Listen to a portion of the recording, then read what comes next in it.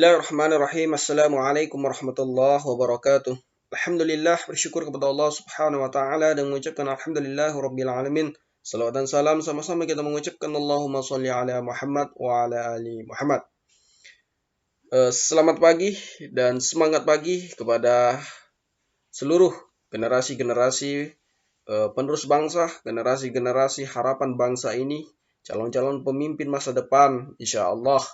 Terus berproses dan terus tingkatkan daya intelektualitas, daya fikir, dan pantaskan diri saudara-saudara semuanya untuk menjadi pemimpin-pemimpin masa depan bangsa ini. Oleh karena itu, Smart BIPA akan menyajikan pegangan pada seluruh calon-calon pemimpin bangsa ini, yaitu bagaimana ada yang dikenal namanya asas-asas pemerintahan yang baik di dalam hukum administrasi negara, maka dikenal dengan asas-asas umum pemerintahan yang baik, atau disingkat dengan AAUPB. Maka pada kesempatan ini Smart BIPA akan menyajikan apa itu asas-asas pemerintahan yang baik. Oke. Sebagai pengantarnya, bahwa ada dua konsep munculnya AAUPB ini, atau asas-asas umum pemerintahan yang baik. Apa itu? Dikenal dengan Nachtwachtstaat atau negara penjaga malam. Nah, dulu itu negara itu hanya berfungsi sebagai penjaga malam. Nah, apa itu negara penjaga malam? Yaitu pembatasan negara dan pemerintah dari kehidupan sosial dan ekonomi masyarakat. Pemerintah bersifat pasif hanya sebagai penjaga ketertiban dan keamanan masyarakat. Nah, sebelum munculnya konsep welfare state, nah, negara-negara dulu itu hanya dia tidak ikut berperan aktif bagaimana konsep mesejahterakan rakyat, tapi dia hanya sebagai pengatur jalan ataupun bagaimana undang-undang itu berlaku, bagaimana aturan itu berlaku. Dia hanya sebagai pengontrol, memastikan. Jadi tidak ikut terlibat, bagaimana dia tidak ikut campur lebih negara itu. Jadi makanya dikatakan sebagai penjaga malam, atau ada juga yang mengatakan bahwa negara peronda. Jadi hanya memantau saja bagaimana berjalannya undang-undang, aturan itu berlaku. Pada konteks ini negara itu bersifat pasif. Negara penjaga malam, negara itu bersifat pasif, tidak berperan aktif, hanya sebagai pengontrol. Nah, maka konsep negara Nachtwachtstaat ini dikritik.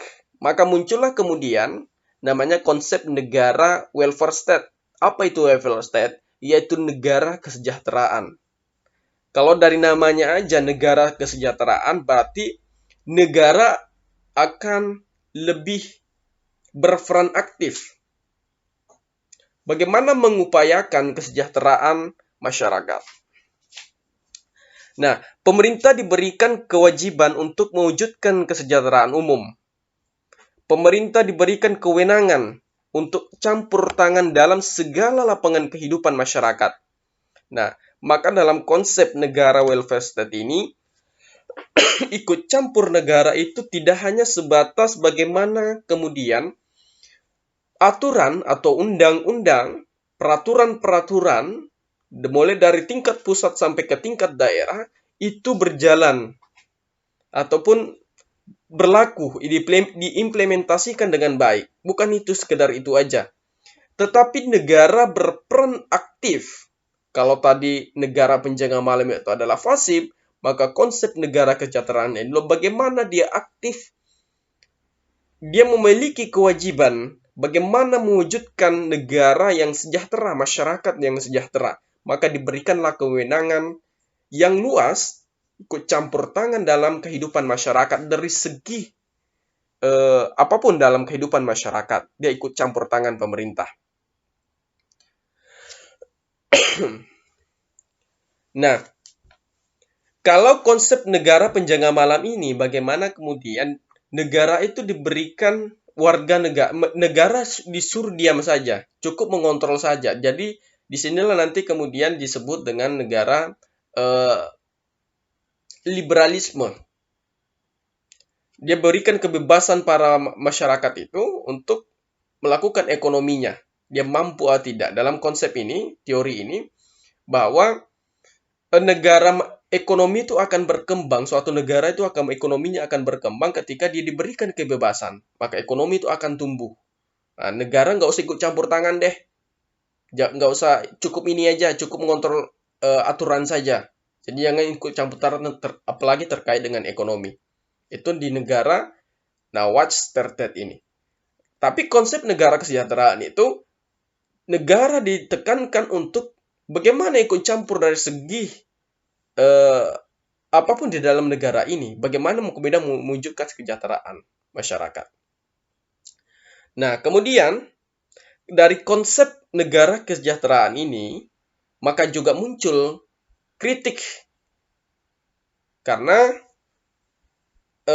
ada yang dinamanya dalam konsep negara kesejahteraan ini adalah phrase Ersmezen. Apa itu? Yaitu merupakan salah satu sarana yang memberikan ruang bergerak bagi pejabat atau badan-badan administrasi negara untuk melakukan tindakan tanpa harus terikat sepenuhnya dengan undang-undang. Jadi dalam konsep negara kesejahteraan, pemerintah atau para pejabat itu, penyelenggara negara itu, diberikan kewenangan atau Fairs Ermezen ini bahwa untuk melakukan tindakan walaupun itu tidak di dalam undang-undang, tidak ada diatur dalam undang-undang, boleh melakukan. Maka kemudian muncullah permasalahan. Kalau diberikan kewenangan yang luas tanpa misalnya diatur dalam undang-undang, belum diatur dalam undang-undang, pemerintah bisa melakukan kewenangan itu, melakukan suatu perbuatan tanpa diatur dalam undang-undang atau diatur dalam hukum administrasi negara, hukum tata negara, maka ini sangat berbahaya. Nah, maka kita lihat sejarahnya, ini masih sambungannya ya. Sejarahnya bahwa menimbulkan kekhawatiran karena bisa melakukan tindakan tanpa berstandar kepada peraturan perundang-undangan, sehingga memungkinkan muncul peluang terjadinya benturan kepentingan antara pemerintah dan rakyat. Apakah itu nanti dia pelanggaran terhadap hukum, kewenangannya yang tidak diatur dalam undang-undang. Nah, sehingga pada tahun 1946, pemerintah Belanda membentuk komisi yang dipimpin oleh dikenal dengan De Monchi, yang tugasnya memikirkan meneliti beberapa alternatif tentang peningkatan perlindungan hukum bagi rakyat dan administrasi negara yang menyimpang. Jadi bagaimana dia membuat indikator ini harus dibatasin ini, Phrase Ermezen ini. Nah, maka pemerintah Belanda pada waktu itu melakukan